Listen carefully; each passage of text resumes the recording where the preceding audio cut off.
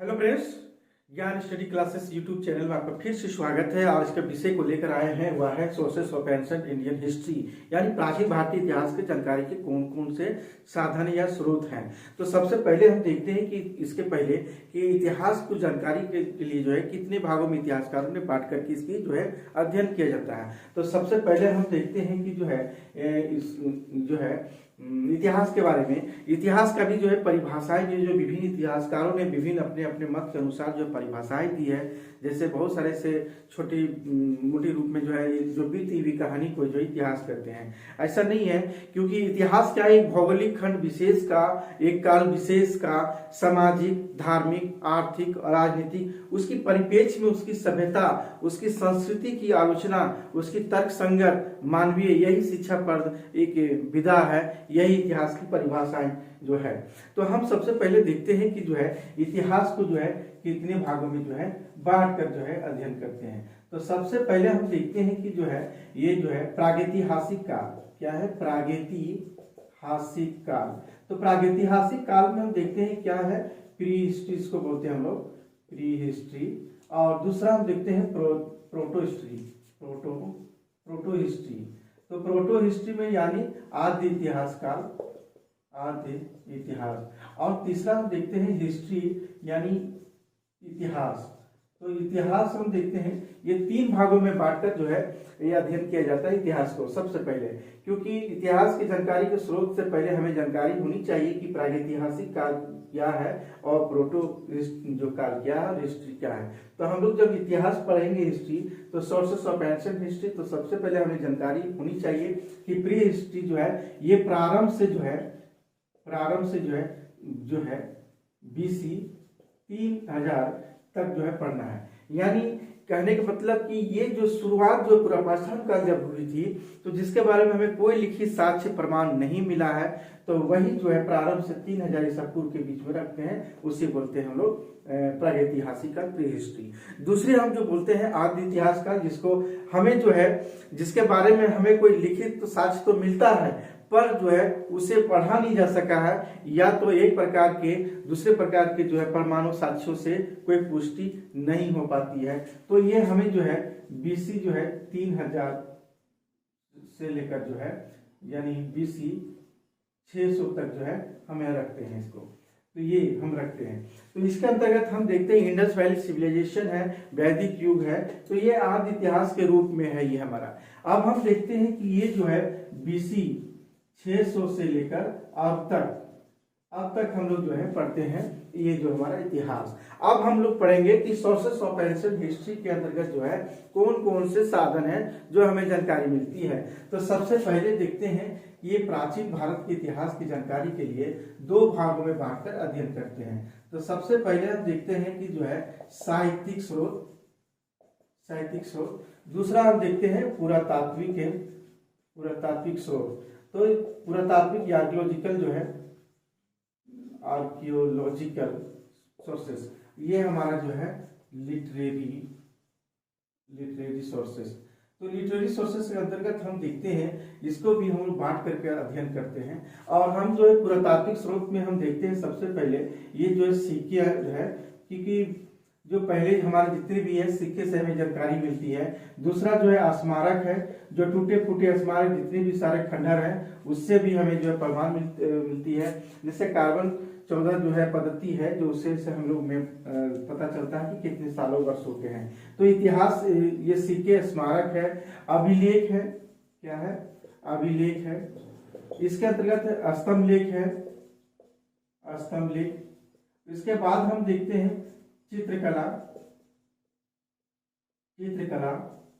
मूर्तिकला इत्यादि। तो ये सब हम लोग क्या है, हम लोग इसका पुरातात्विक स्रोतों के अंतर्गत आता है, जो पुरातात्व यानी जो हमें साक्ष्य प्रमाण जो है मिलती है इसके अंतर्गत। तो ये सब जिसके अंतर्गत जो मिलती है इतिहास जो है की जानकारी हमें मिलती है कि इस समय का जो सिक्के है, इस समय का स्मारक है, अभिलेख किसके द्वारा लिखी गई है, कब की है, स्तंभ लेख भी इसी तरह, चित्रकला कब की है और मूर्तिकला, ये सब कब की जो घटना है, कैसे है, जो अंकित किया गया है, इसे हमें सामाजिक, धार्मिक, आर्थिक, राजनीतिक की जानकारी इससे भी मिलती है। अब हम देखते हैं कि जो है साहित्यिक स्रोत के अंतर्गत जो है कि क्या जो है हम लोग इसको भी बांट कर अध्ययन करते हैं। एक हम देखते हैं साहित्यिक स्रोत में देखते हैं देशी साहित्य, देशी साहित्य, और हम दूसरा देखते हैं विदेशी साहित्य, विदेशी साहित्य। क्योंकि विदेशी साहित्य में देखते हैं कि जितने भी विदेशी लोग यात्री लोग आए तो अपने पुस्तकों में भी बहुत सारे जो है भारत के इतिहास के बारे में लिखे हैं। तो सबसे पहले हम देखते हैं कि देशी साहित्य के अंतर्गत जो है एक आता है हमारा जो है, इसमें देशी साहित्य के अंतर्गत भी जो है दो भागों में बांटकर अध्ययन करते हैं। जैसे कि हम देखते हैं धार्मिक साहित्य, क्या है धार्मिक साहित्य, और दूसरा देखते हैं गैर धार्मिक साहित्य, गैर धार्मिक साहित्य। तो गैर धार्मिक साहित्य के अंतर्गत हम देखते हैं, इसको धर्मनिरपेक्ष साहित्य भी बोलते हैं, धर्मनिरपेक्ष साहित्य भी, या जो है लौकिक साहित्य भी जो है इसे जानते हैं। तो इस तरह से जो है धार्मिक साहित्य के अंतर्गत हम लोग क्या देखते हैं, सबसे पहले जो है वेद है, ब्राह्मण है, आरण्यक है, उपनिषद, महाकाव्य, वेदांत, इसी तरह जो है स्मृतियां हैं, जैन, बौद्ध। तो ये सब हम लोग धार्मिक साहित्य के अंतर्गत देखते हैं। लेकिन गैर धार्मिक के अंतर्गत हम देखते हैं, क्या देखते हैं, ये गैर धार्मिक है जो धर्म से संबंधित पुस्तक नहीं है, और हमारा धार्मिक साहित्य जो धर्म से संबंधित सारे पुस्तक है, जो उस पुस्तकों के अध्ययन से हमें जो है प्राचीन भारतीय इतिहास की जानकारी मिलती है। इसी तरह गैर धार्मिक मतलब कोई धर्म से संबंधित पुस्तक नहीं है, इससे भी हमें जानकारी मिलती है। जैसे सबसे पहले हम देखते हैं कि गैर धार्मिक साहित्य के अंतर्गत जो है वह है अर्थशास्त्र। क्या है अर्थशास्त्र। अर्थशास्त्र की जो रचना जो है हमारा कोटिल के द्वारा किया गया है। उसी तरह हम देखते हैं कि राजतरंगिणी यानी राजतरंगिणी भी ये देखते हैं कलम के द्वारा लिखी गई है। उसके बाद जो है कामंदक, ये नीतिसार ये कामंदक के द्वारा लिखी गई है। इसी तरह जो है मालविकाग्निमित्रम, तो मालविकाग्निमित्रम जो है ये कालिदास के द्वारा जो है लिखी गई है। मुद्रा राक्षस भी हम देखते हैं, मुद्रा राक्षस जो है विशाखादत्त के द्वारा लिखी गई है। यानी धर्म संबंधित पुस्तक जो नहीं है वह है हमारा गैर धार्मिक साहित्य। विदेशी साहित्य के अंतर्गत हम लोग क्या देखते हैं कि विदेशी साहित्य के अंतर्गत जो है हम लोग यूनानी देखते हैं। उसके बाद जो है यूनानी, अरबी, तो यूनानी, अरबी, चीनी, अरबी, तिब्बती, ये सब क्या है, सब हम लोग जो है भारत के इतिहास की जानकारी के लिए बहुत ही प्रमुख एक साधन है। तो हम यूनानी के अंतर्गत देखते हैं टेसियस देखते हैं, दूसरी देखते हैं हेरोडोटस, जो हमें तो हेरोडोटस क्या है, हमें जो है इतिहास के जो है जनक कहा जाता है। तो हेरोडोटस हो गया, इसके बाद नियार्कस हो गया, नियार्कस के बाद जो है हम देखते हैं नियार्कस के बाद भी हम देखते हैं मेगास्थनीज। क्या है मेगास्थनीज, और मेगास्थनीज, टॉलमी, प्लिनी इत्यादि। तो इस तरह से हम देखते हैं कि जो ये सब जो है भारत में आकर जो है भारत के इतिहास की जानकारी मिलती है, प्रमुख साधन है। इसी तरह हम देखते हैं चीनी में, यानी फायान, वेनसान। फायान जो है हमारा जो चंद्रगुप्त मौर्य के समय आया था। फायान जो है फायान और वेनसान जो है हमारा हर्षवर्धन के शासनकाल में आया था। इसी तरह हम देखते हैं सुंगयून। इसके साथ साथ और भी हम देखते हैं इत्सिंग,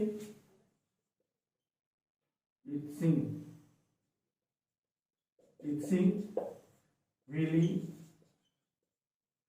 नाम है, इविली है, और सुमाचीन भी है। क्या है सुमाचीन।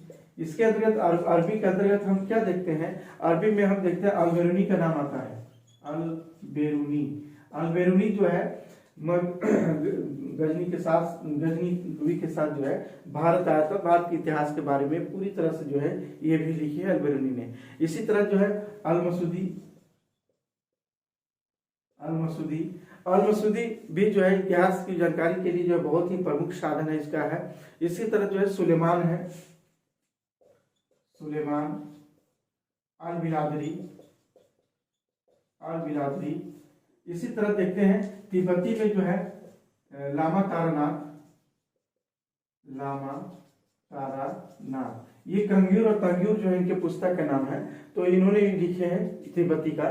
तो ये सब जो क्या है, ये हमें जो है इतिहास की जानकारी प्राप्त होती है, यानी प्राचीन भारतीय इतिहास की जानकारी का यही सब जो है हमारा प्रमुख साधन है। अगला वीडियो में हम बताने का प्रयास करेंगे लिटरेरी सोर्सेस और जो है और जो आर्कियोलॉजी पुरातात्विक स्रोत।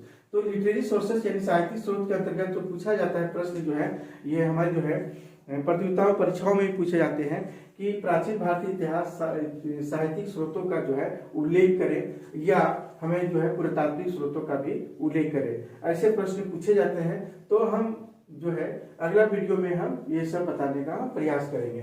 तब तक जो है आज का क्लास यही है, समाप्त करते हैं।